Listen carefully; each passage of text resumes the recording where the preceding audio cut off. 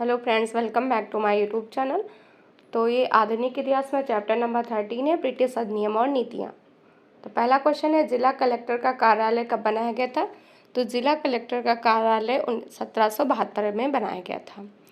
फिर next question है, great Britain की संसद का एक अधिनियम था जिसका उद्देश्य भारत में ईस्ट इंडिया कंपनी के शासन में प्रबंधन को बदलना था। तो कौन सा एक्ट था? तो लॉर्ड नॉर्थ का रेगुलेटिंग एक्ट 1773 का था। ये किसका एक्ट था? तो लॉर्ड नॉर्थ का। ये नाम इनका याद रखिएगा। नेक्स्ट क्वेश्चन है, सुप्रीम कोर्ट की स्थापना 1774 में सर्वोच्च न्यायालय के रूप में फोर्ट विलियम में की गई थी। तो कहाँ पे? तो कोलकाता में फोर्ट विलियम है, यहाँ पे की गई थी। तो कब की गई? 1774 में। पिट्स इंडिया अधिनियम 1784 एक क्या था? तो ये विनिमयन अधिनियम था, जिसे रेगुलेटिंग एक्ट भी कहते हैं। ईस्ट इंडिया कंपनी के व्यापार और एकाधिकार को किस अधिनियम ने समाप्त कर दिया?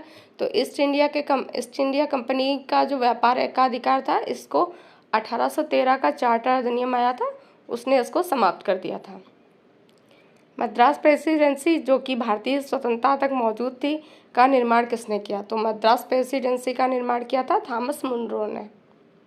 नेक्स्ट क्वेश्चन है, अंग्रेजों द्वारा बनाई गई किस भूमि व्यवस्था प्रणाली में किसानों के हितों को अधिक सुरक्षा प्रदान की गई थी? तो मद्रास की रैयतवाड़ी व्यवस्था थी, इसमें अंग्रेजों द्वारा भूमि व्यवस्था प्रणाली में किसानों के हितों को अधिक सुरक्षा दी गई थी। कहाँ पे? मद्रास में। कौन सी व्यवस्था? रैयतवाड़ी। 1820 में थॉमस मुनरो द्वारा कौन सी राजस्व प्रणाली शुरू की गई थी? तो रैयत प्रणाली। किसके द्वारा शुरू की गई? तो थॉमस मुनरो के द्वारा 1820 में। रैयतवाड़ी प्रणाली में ब्रिटिश शासन के लगभग कितने प्रतिशत क्षेत्र को कवर किया? जिसमें बॉम्बे, मद्रास प्रेसिडेंसी, असम, ब्रिटिश भारत के कुछ अन्य हिस्से थे। तो 51% था क्षेत्र, जिसमें है ब्रिटिश शासन के तहत था यह। महलवाड़ी व्यवस्था किसने तैयार किया था? तो मैकेंजी ने तैयार किया था महलवाड़ी व्यवस्था। किस चार्टर अधिनियम के द्वारा ईस्ट इंडिया कंपनी का चीन के साथ व्यापार पर एकाधिकार समाप्त हो गया? तो 1833 का चार्टर अधिनियम एक्ट था। इस पर है जो चीन के साथ व्यापार अधिकार समाप्त हो गया था, किसका? ईस्ट इंडिया कंपनी का। नेक्स्ट क्वेश्चन है, कोलकाता के बिनोय बादल दिनेश बीबीडी बाग या डलहौजी क्षेत्र में मुद्रा भवन का निर्माण किस वर्ष किया गया था? तो 1833 में किया गया था। अंग्रेजों ने भारत में अंग्रेजी शिक्षा का माध्यम कब बनाया? तो 1835 में बनाया था। जाति निर्योग्यता निवारण अधिनियम कास्ट डिसेबिलिटीज रिमूवल एक्ट किस वर्ष पारित किया गया था? तो 1850 में पारित किया गया था।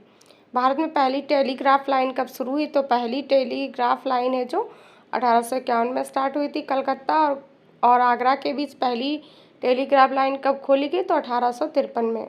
शुरू कब हुई थी? 1851 में। और कलकत्ता आगरा के बीच पहली टेलीग्राफ लाइन कब खोली गई? 1853 में। बोरी बंदर और ठाणे के बीच पहली रेलगाड़ी कब चली थी? तो बोरी बंदर और ठाणे के बीच पहली रेलगाड़ी अप्रैल 1853 में चली थी। भारत में पहली रेलवे लाइन के पीछे कौन आदमी था? तो जॉर्ज क्लार्क था। अंग्रेजों ने भारत में रेलवे की शुरुआत किसके कारण से की थी? कि ब्रिटिश वाणिज्य और प्रशासनिक नियंत्रण को सुगम बनाने के लिए किया था। नेक्स्ट क्वेश्चन, 1854 में भारत में पहली कपास मिल में स्पिनिंग मिल के रूप में स्थापित की गई थी। तो कहाँ पे की गई थी? तो बॉम्बे में की गई थी 1854 में। ये भारत की पहली कपास मिल थी। इंपॉर्टेंट है, इसे याद रखिएगा। कि शिक्षा आयोग ने तर्क दिया था कि यूरोपीय शिक्षा भारतीयों के नैतिक चरित्र का उत्थान करेगी? तो वो डिस्पैच में था कि इसमें कहा गया था कि जो यूरोपीय शिक्षा थी वो भारतीयों के नैतिक चरित्र का विकास करेगी।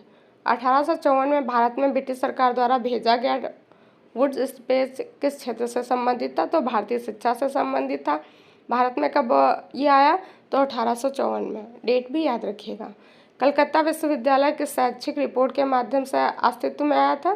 तो ये भी है वुड डिस्पैच के रिपोर्ट के माध्यम से कलकत्ता विश्वविद्यालय जो अस्तित्व में आया था। औपनिवेशिक भारत के संदर्भ में हॉटोंग समिति रिपोर्ट किस क्षेत्र से संबंधित थी? ये भी शिक्षा से संबंधित थी। इसमें अपव्यय और अवरोधन के बारे में बात कही गई थी। भारतीय सैनिकों के लिए समुद्री यात्रा को किस वर्ष अनिवार्य कर दिया गया था? तो भारतीय सैनिकों के लिए समुद्री यात्रा है जो 1856 में अनिवार्य कर दिया गया था। नेक्स्ट क्वेश्चन है, अगस्त 1858 में ब्रिटिश संसद ने एक अधिनियम पारित किया जिसने कंपनी के शासन को समाप्त कर दिया और शासन को ब्रिटिश सम्राट के हाथों में स्थानांतरित कर दिया।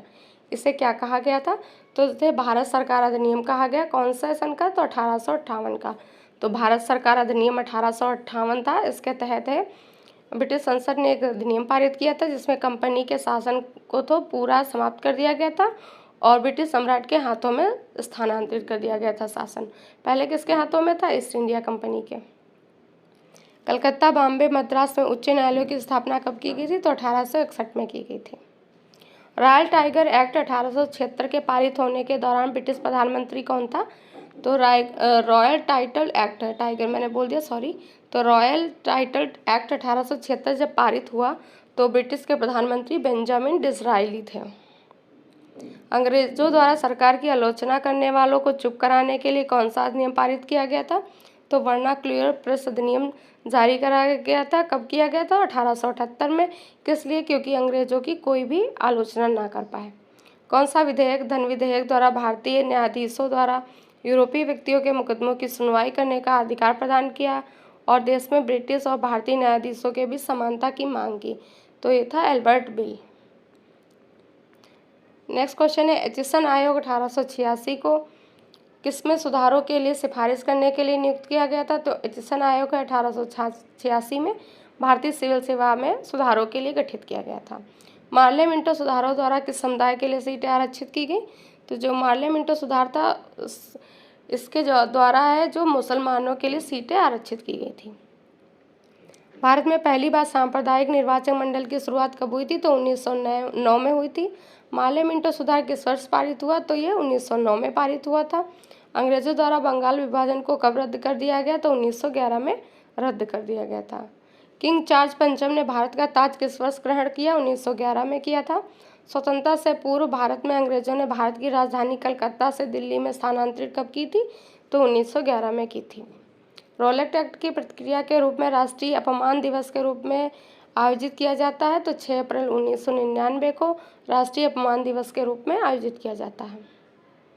किस अधिनियम ने ब्रिटिश सरकार को बिना किसी मुकदमे और दोष सिद्धि के किसी न्यायालय में कैद करने के लिए अधिकृत किया? तो 1919 का रॉलेट एक्ट। भारत सरकार अधिनियम में द्वैध शासन की शुरुआत किस वर्ष की गई थी? तो ये 1919 में की गई थी। 2 साल तक बिना किसी मुकदमे के राजनीतिक बंदियों को नज़रबंदी की विशेषता क्या थी? तो ये थी रॉलेट एक्ट। इसमें है बिना किसी मुकदमे के 2 साल तक बंदी बनाया जा सकता था। जलियांवाला बाग त्रासदी से किस ब्रिगेडियर का संबंध था? तो जनरल डायर का संबंध था। साइमन कमीशन भारत में किस वर्ष आया? 1828 में आया था। साइमन कमीशन की रिपोर्ट को कचरे के ढेर पर फेंक देना चाहिए किसने कहा था? तो श्री स्वामी अय्यर थे, इन्होंने कहा था। लाला लाजपत राय जब पुलिस की बर्बरता का शिकार हुए तब वे किसका विरोध कर रहे थे? Simon commission. Simon commission British संसद द्वारा भारत में किसकी समीक्षा के लिए भेजा गया था? तो द्वैध शासन का कार्य और संवैधानिक सुधारों के लिए भेजा गया था। ब्रिटिश सरकार द्वारा भेजे गए साइमन कमीशन का बहिष्कार क्यों किया? क्योंकि आयोग में कोई भी भारतीय सदस्य नहीं शामिल था, इसीलिए इसका बहिष्कार किया गया। माउंटबेटन योजना कब हुई थी? तो जून 1947 में हुई थी। डेट इसकी याद रखिएगा। में किस प्रांत में जनमत संग्रह का प्रावधान किया गया था? तो उत्तर पश्चिम सीमांत प्रांत में जनमत संग्रह का प्रावधान किया गया था। नेक्स्ट क्वेश्चन है, किस कमीशन ने यूनाइटेड किंगडम से संसद से 7 सदस्यों का एक समूह था जिसे ब्रिटिश भारत के लिए संवैधानिक सुधारों का सुझाव देने के लिए गठित किया गया था? तो ये था साइमन कमीशन। इसमें कितने सदस्य थे? 7 सदस्य थे और इसमें एक भी भारतीय नहीं था, इसीलिए इसका बहिष्कार किया गया था। नेक्स्ट क्वेश्चन है, 31 अक्टूबर 1929 को प्रसिद्ध इरविन घोषणा ने क्या वादा किया था? तो 31 अक्टूबर 1929 को इरविन घोषणा हुई थी, इसमें भारत को प्रभुत्व दर्जा मिलेगा, ये घोषणा की गई थी, ये वादा किया गया था। 1932 में ब्रिटिश प्रधानमंत्री कौन से थे जिन्होंने सांप्रदायिक पुरस्कार की घोषणा की, जो कि दलित वर्ग, मुसलमानों, यूरोपीय, सिख, एंग्लो इंडियन और भारतीय आधारित ईसाइयों के लिए अलग निर्वाचक मंडल प्रदान करता? तो ये थे रामसे मैकडोनाल्ड, इन्होंने है जो सांप्रदायिक पुरस्कार की घोषणा की थी। कब की थी? 1932 में की थी। केंद्र में सरकार का संघीय स्वरूप भारत में किसके तहत शुरू किया गया था? तो संघीय स्वरूप है जो भारत सरकार अधिनियम 1935 के अंतर्गत शुरू किया गया था। भारत में प्रांतीय स्वायत्तता किसके द्वारा शुरू की गई थी? ये भी है भारत सरकार अधिनियम 1935। प्रांतीय हो या संघीय दोनों है, भारत सरकार अधिनियम 1935 के तहत इसको शुरू किया गया था। और प्रांत में द्वैध शासन के उन्मूलन की सिफारिश कब की गई कि द्वैध शासन को हटा दिया जाए? तो ये भी है भारत सरकार अधिनियम 1935 के द्वारा की गई थी।